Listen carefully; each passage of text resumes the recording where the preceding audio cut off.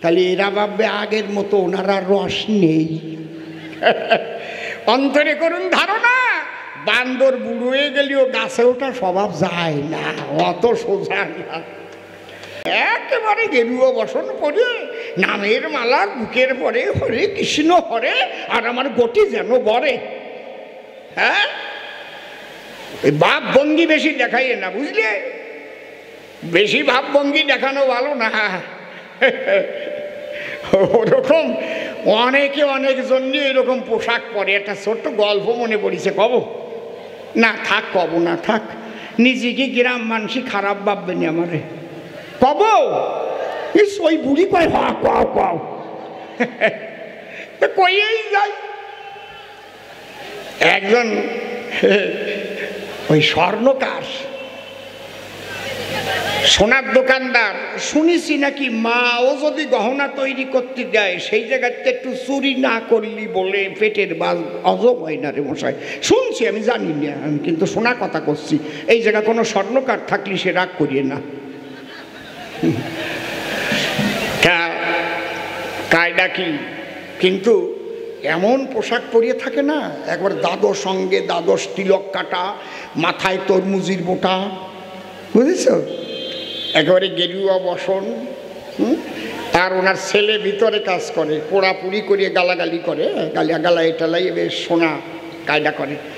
এই সময় এক ভদ্রলোক ঘুরে ঘুরে ভাবলো কি, এরকম একটা বৈষ্ণবের দোকানেই যাই।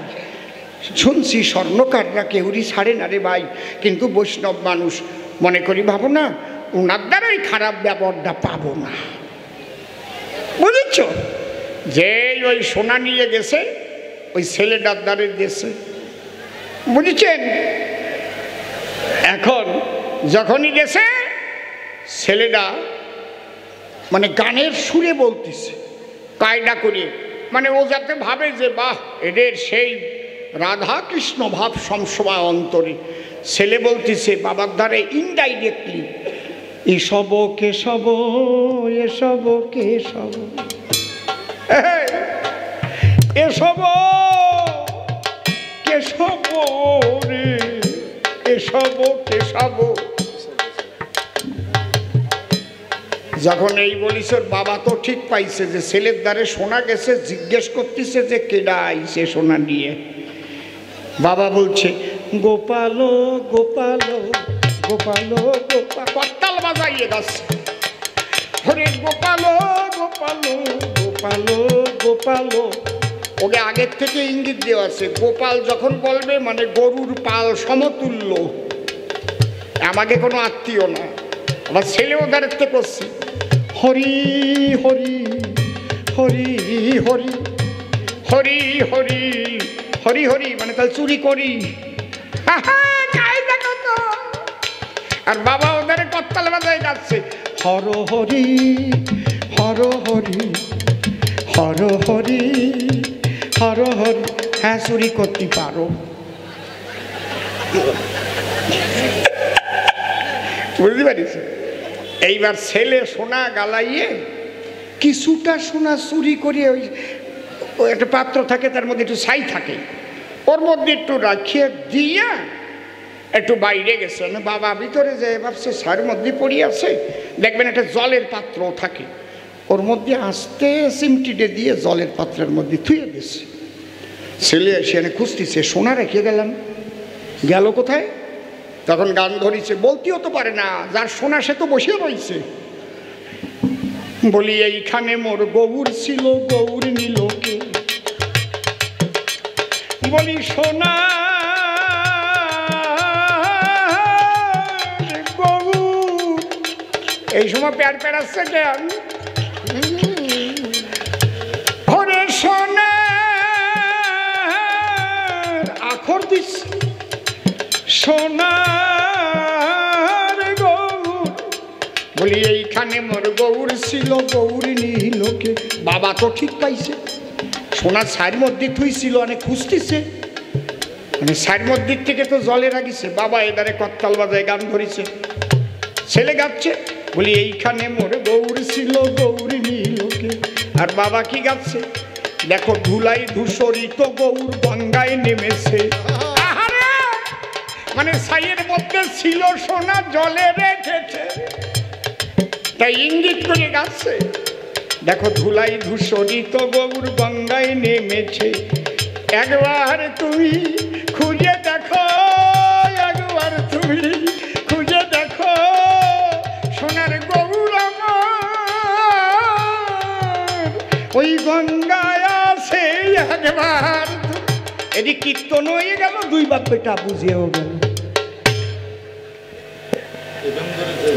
বুঝিয়ে দেখো কায়দা কি, কি হলো সাউন্ড হচ্ছে কেন?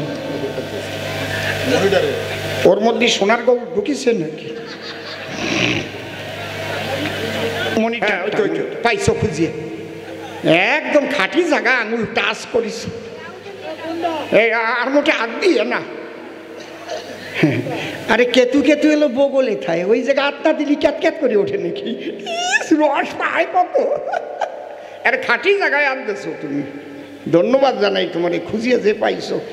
ডাক্তাররাও আজকাল রক্ত পরীক্ষা না করিয়ে রোগ ধরতে পারে না, তোমার আঙুলি ভালো কাজ হয়েছে। চুপ করে থাকেন সবে, রসে বসে বলতে হবে। আমি যদি একেবারে একটুও রস না দেই তাহলে এরা ভাববে আগের মতো ওনারা রস নেই। অন্তরে করুন ধারণা, বান্দর বুড়ো হয়ে গেলেও গাছে ওঠা স্বভাব যায় না, অত সোজা না।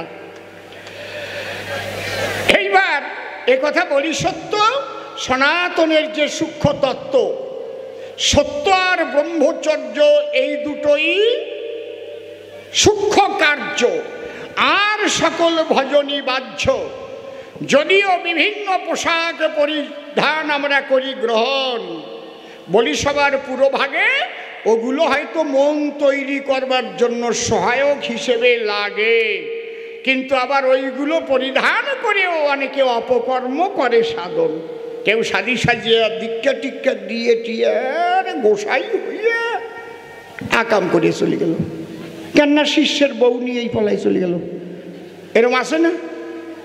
আরে কথা কও না কেন, আছে না?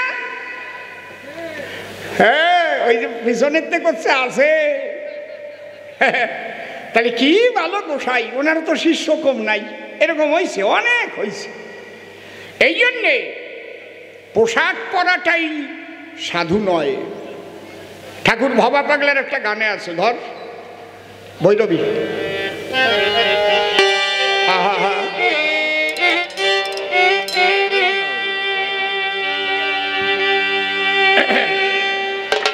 যদি মনকে সাধু করতে পারো, ধরো সাধুর বেশ। যদি মনকে সাধু করতে পারো, ধরো সাধুর বেশ। যদি মনকে সাধু করতে পারো, ধরো সাধুর বেশ।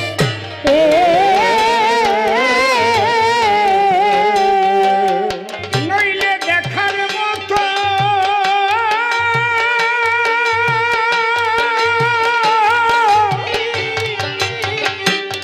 রিভাইভার হয় না, না? নইলে দেখার মতো দেখছেন তিনি, দেখার মতো দেখছেন তিনি। কোথায় যেন আটকে আছে। নইলে দেখার মতো, নইলে দেখার মতো দেখছেন তিনি, দেখার মতো দেখছেন তিনি। ধরবে মাথার কেশ, ধরো সাধুর বেশ। যদি মনকে সাধু করতে পারো, ধরো সাধুর বেশ।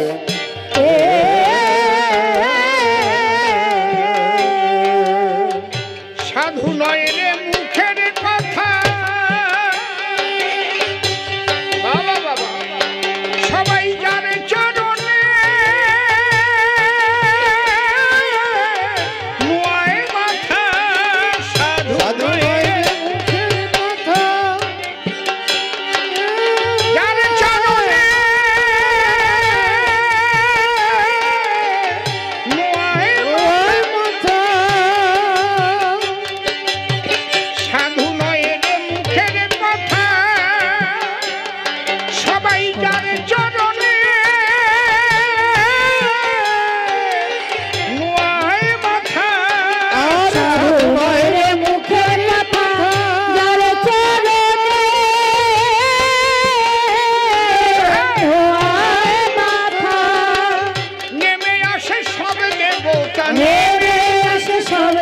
দেবতা নেমে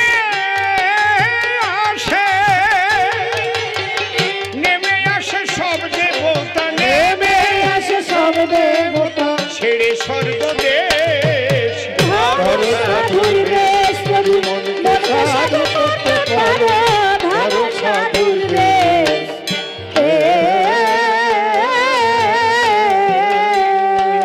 তাই মনকে দিচ্ছি গালাগালি সাধু হতে কতই বলি মনকে দিচ্ছি গালাগালি সাধু হতে কতই বলি মনকে দিচ্ছি গালাগালি করে সাধু হতে কতই বলি মনকে দিচ্ছি গালাগালি সাধু হতে কতই বলি দেখো ভবা পাগলা ঘুরছে খালি বাবা পাগলা ঘুরছে খালি ঠাকুর ভবা পাগলা ঘুরছে খালি সাধুকের নাইলে ধরো সাধুর বেশ যদি মনকে সাধু করতে পারো ধরো সাধুর বেশ যদি মনকে সাধু করতে পারো ধরো সাধুর বেশ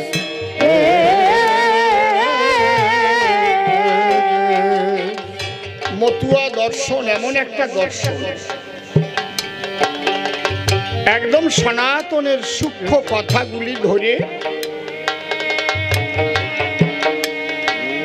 মন্থন করে শ্রীহরি জগতের কল্যাণের তরে করেছেন অর্থ। আপনাদের দরকার আগে জানা সনাতনের আগে কোনো ধর্ম ছিল না। যদি যীশু খ্রিস্ট জন্ম না নিত তাহলে পৃথিবীতে কি খ্রিস্টান ধর্ম বলে কিছু তৈরি হতো?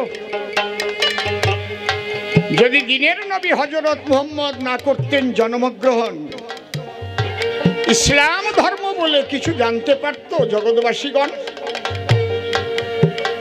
যদি ভগবান বুদ্ধদেব না করতেন জন্মগ্রহণ, বৌদ্ধ ধর্ম হতো না সৃজন। গুরু নানক দেবজি যদি জন্ম না নিত তাহলে কি শিখ ধর্ম হতো?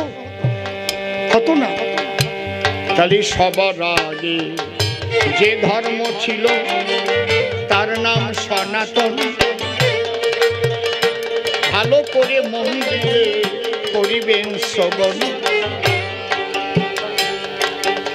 হিন্দু ধর্ম নাম হওয়ার পরে কিছু আবর্জনা ঢুকে গেল। বাবা হরিচাঁদ ঠাকুর পরিষ্কার করতে নিজে ওরা টান দিয়ে এলো। হায় হায় ওরা গান দিয়ে এলো, হায় হায় ওরা গান দিয়ে এলো। এই জন্য সূক্ষ্ম টুক বের করে দিয়ে গেলেন জীবের কল্যাণের তরে। বলছে নূতন কি দিলেন এবারে? দেখো পদ্ধতিটা নূতন। সবচাইতে নূতনের কথা বলতে গেলে এই সূক্ষ্ম কথাগুলোই হচ্ছে এবার জোর দিয়েছেন ওখানে। আপনারা কেউ রাগ করবেন না। শ্রী চৈতন্য অবতার বলুন, কৃষ্ণ অবতার বলুন, রাম অবতার বলুন, এই দুটো জিনিসের উপরে কিন্তু কোথাও জোর দেওয়া নাই। হরিচাঁদ ঠাকুর হরিনাম করতে বলেছেন, চৈতন্য মহাপ্রভু হরিনাম করতে বলেছেন। হরের নাম ও হরের নাম ও হরের নামইব কেবলম কলৌ নাস্তেব নাস্তেব নাস্তেব গতিরন্যথা। কিন্তু খালি হরিনাম করলে তো কাজ হবে না। তোমার যদি চরিত্র সংশোধন না হয়, তুমি যদি বাক্য সত্য না করে চলতে পারো, তাহলে খালি হরিনামে কি হবে, কৃষ্ণ নামে কি হবে? এই যে সূক্ষ্ম তত্ত্বটা হরিচাঁদ ঠাকুর এবার এসে ওখানে জোর দিলেন। আর কি করলেন? তিনি দেখলেন, এই কে কথা বলে রে? তিনি দেখলেন যে চৈতন্য মহাপ্রভু যাবার পরে যে 16 নাম 32 অক্ষর আগে ছিল মালা জপের ভিতরে, পরে ওটা নাম সংকীর্তন করে ভক্তদের মধ্যে প্রচার পেয়েছে।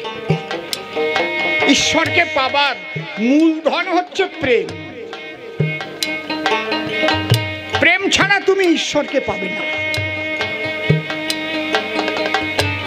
যারা জীবন মালা, নামের মালা গুনে গুনে টিপে যাচ্ছে, ঈশ্বর প্রাপ্তি কিন্তু হবে না তাদের। তাই বলে আমি বলছি না যে নামের মালা টিপবেন না, নামের মালা জপবেন, কিন্তু যদি ভাবেন এই মালা জপ করি বলেই আমি মহাবৈষ্ণব হয়ে গেছি, না। এই মালাটা হচ্ছে প্রাথমিক স্তর। জ্ঞান না থাকলে গোনা হয় না, শোনেন নারী নর, কিন্তু জ্ঞান থাকতে পাওয়া যায় না পরম ঈশ্বর। কি কায়দা? জ্ঞান না থাকলে গোনা যায় না, আবার জ্ঞান থাকতে ঈশ্বর লাভ হয় না।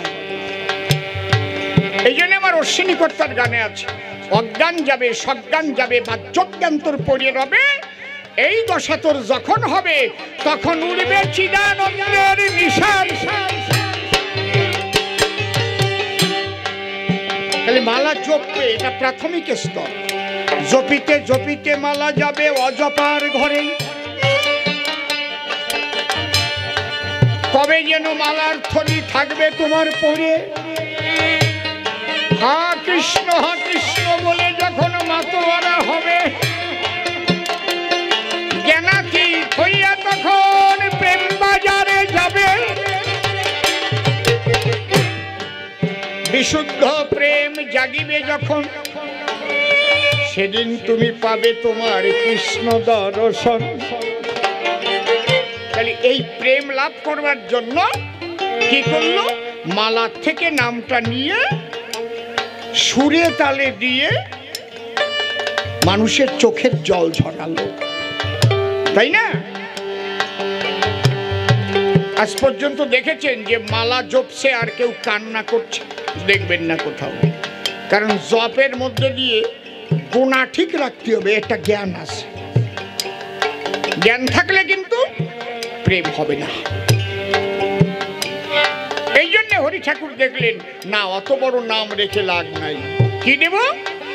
হরি বল, হরি বল, হরি বল, হরি বল, হরি বল, হরি বল, হরি বল, হরি বল, হরি বল, হরি বল, হরি বল, হরি বল, হরি বল, হরি বল, হরি বল, হরি বল, হরি বল, হরি বল। নামকে ছোট করে ফেলল। ওই হরে কৃষ্ণ নামের মধ্যেও যা আছে হরি বলের মধ্যে তাই আছে, কিন্তু ছোট হয়ে গেল।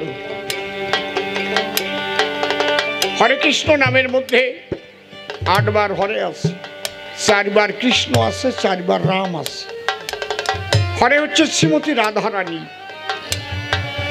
শ্রীকৃষ্ণের মনোহরা। হরা শব্দ সম্বোধনে হরে শব্দ, হরে। তাহলে হরে অর্থাৎ রাধা। হ্যালো হ্যালো, একটু কমাই দিয়েছো নাকি?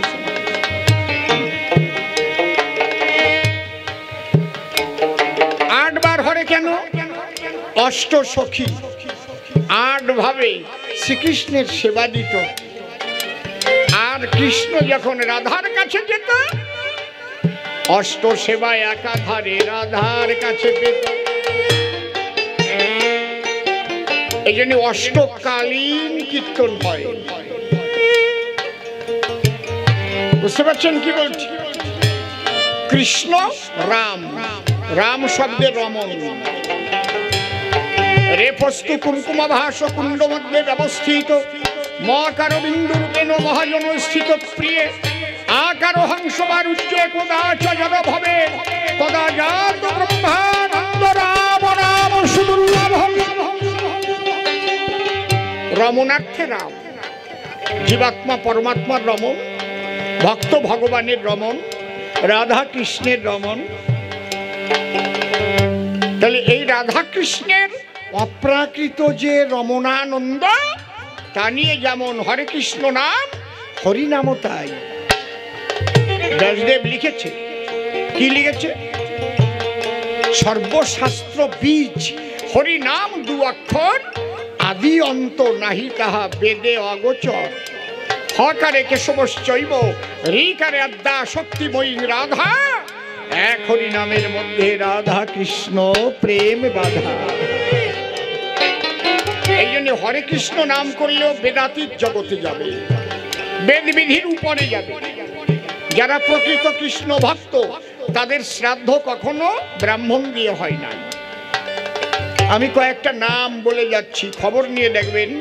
প্রভুপাদ মহানামব্রত ব্রহ্মচারীজি, আমাদের শ্রীপল্লীর ওদিকে ওনার শিষ্য আছে। এই বনগাঁ শ্রীপল্লীতে যে হরি মন্দিরের পাশ দিয়ে বহুদিন আগে একবার উনি এসেছিলেন, ওখানে আমি গেছিলাম। জিজ্ঞেস করবেন মহানামব্রতজি দেহত্যাগ করার পরে তার কি ব্রাহ্মণ দিয়ে শ্রাদ্ধ করা হয়েছিল? নো নেভার, হতে পারে না।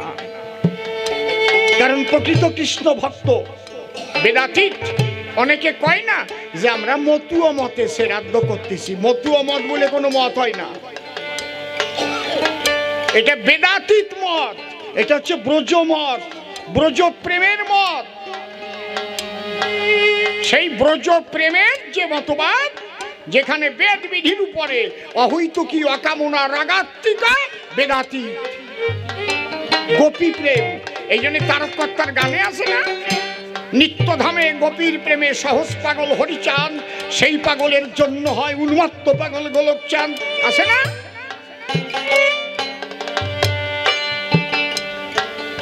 ওই কথাটা কইয়ে বেজাল বাদে আরো আমাকে মতুয় মতে শ্রাদ্ধ করতেছি, অকবা না, কবা আমরা ব্রজ মতে, ব্রজ প্রেমের মতে আমরা শ্রাদ্ধ করতেছি। আর ঝামেলা বাঁধবে না। কিরকম আপনি এ কথা কন কেন? আরে যারা প্রকৃত ব্রজ প্রেমের প্রেমিক, কারণ হরিচাঁদ ঠাকুর তো সেই ব্রজ প্রেমটাকে দেওয়ার জন্য এসেছিলেন। এই জন্য তারকর্তার গানে লেখা আছে, কথায় লেখা আছে কি, মতুয়ার প্রেম ভক্তি অকামনা, তন্ত্র মন্ত্র নাহি জানে ব্রজ উপাসনা। আমি একটাও তারকর্তার লেখনী ছাড়া কই না কখনো, এর বাইরে কখনো আমি যাই না। তাহলে মতুয়ার প্রেম ভক্তি অকামনা, তন্ত্র মন্ত্র নাহি জানে ব্রজ উপাসনা। তাহলে ব্রজ উপাসনা কি? অহৈতুকী অকামনা রাগাত্মিকা বেদাতীত। তাহলে আর কোনো ঝামেলা থাকে নাকি? নবদ্বীপে ছিলেন রাধারানীর আশ্রম, এখনো আছে শঙ্খ মন্দির। রাধারানী যখন দেহত্যাগ করেছে, তার গুরুদেব অটল দাস বাবাজি দেহত্যাগ করেছে। সব গিয়ে খবর নেন যে ব্রাহ্মণ দিয়ে শ্রাদ্ধ হয়েছে কিনা। তারও হবে না, হতে পারে না। যারা প্রকৃত কৃষ্ণ ভক্ত আর যারা প্রকৃত মতুয়া, তাদের কখনো ব্রাহ্মণ দিয়ে শ্রাদ্ধ হতে পারে না। ব্রাহ্মণ হচ্ছে বেদের গুরু,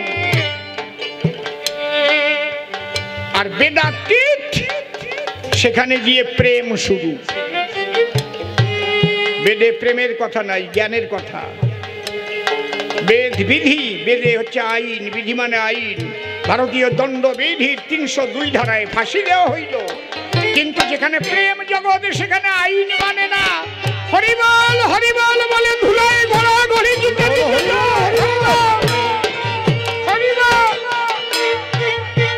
কোনো আইন নাই, কোনো বিজ্ঞান মানে না। কোন বিজ্ঞান? ওই রকম ধুলোর মধ্যে গড়ানো যায় যদি মানুষের বিজ্ঞান মানতে হয়। আর ওই রকম জলে স্নান করা যায় যদি বিজ্ঞান মানতে হয়। কথা করছেন না কেন? জ্ঞানাতীত বেদাতীত প্রেম জগৎ, সেই প্রেমই হচ্ছে ঈশ্বরকে পাবার মূল, আর সব ভুল। একদম খাঁটি খাঁটি কথা বলে যাচ্ছে।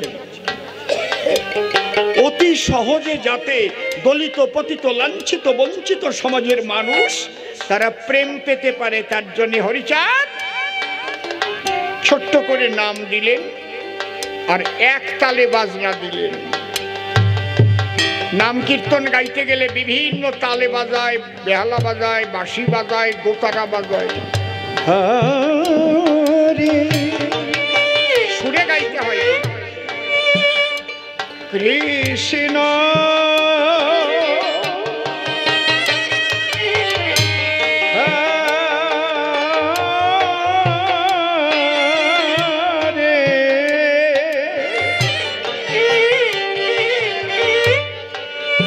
কৃষ্ণ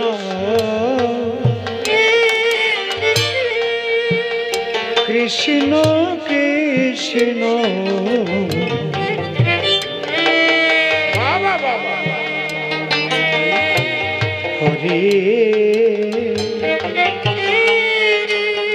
হে হে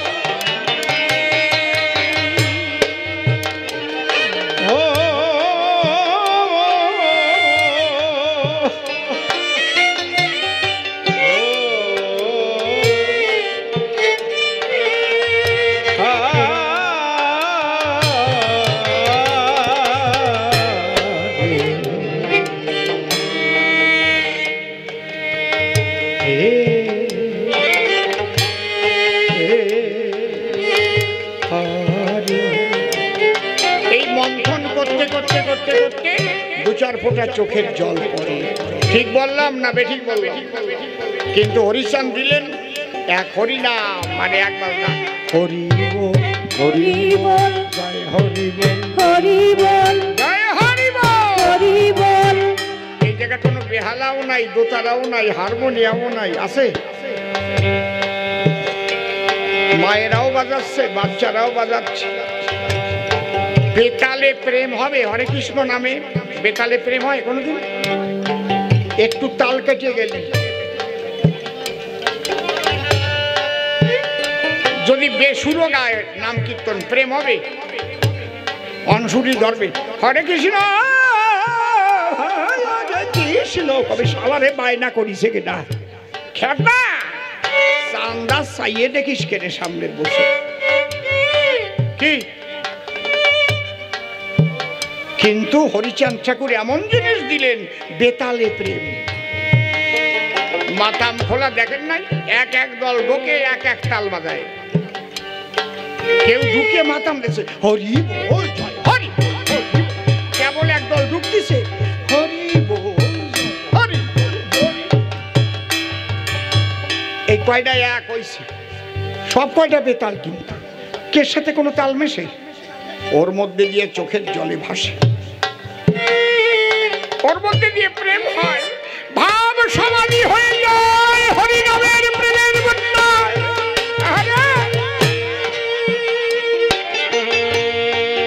আমি অ্যানালাইসিস করে দেখেছি, এই পৃথিবী সৃষ্টি হওয়ার পরে এই অলৌকিক লীলা আজ পর্যন্ত কোনোদিন হয় নাই কোনো অবতারে। এক এক দল এক এক তাল বাজাচ্ছে, হরিনাম করতে করতে গড়াতে গড়াতে ধুলায় ভাব সমাধি হয়ে যাচ্ছে। আহারে আমার হৃৎকদম্ব তরু মূলে দাঁড়াও শিব, মন প্রাণ ধরে টান দিচ্ছে। এখানে কোনো রাগ রাগিনী নাই, এখানে কোনো সুরের কসরত নাই যে সুরের মূর্ছনায় মানুষ ঘর থেকে বেরিয়ে আসবে না। শুধু জয়লঙ্কা সিঙা কাশি হরি বল হরি বল হরি বল হরি বল। ঘরে থাকতে পারে না, নববধূ ঘরে ছিল, রান্না করতে যায়। এমন সময় মতুয়ার দল এলো আঙ্গিনায়।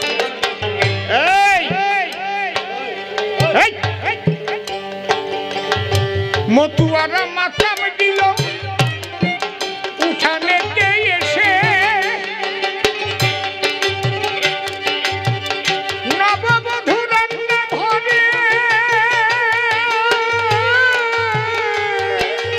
চোখের জলে ভাসে, চোখের জলে ভাসে, চোখের জলে ভাসে। উনানে কড়াই ফেলে উঠানেতে এলো, লজ্জা ঘৃণা ভুলে গিয়ে ধুলায় গড়ি দিল। প্রেমানন্দ রে, ঈশ্বর প্রাপ্তির মূলধন হচ্ছে প্রেম।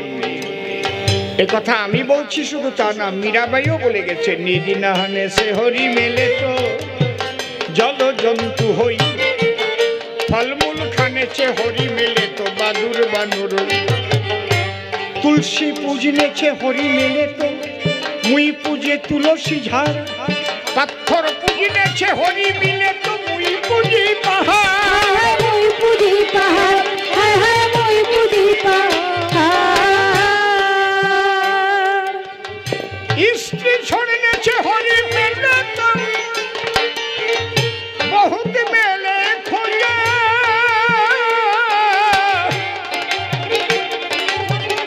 তৃণভগ্নেছে হরি মেলে তো বহুত মেলে ওয়াজা, বহুত মেলে আজা, বহুত মেলে আজা। दूध पियाने से हरी मेले तो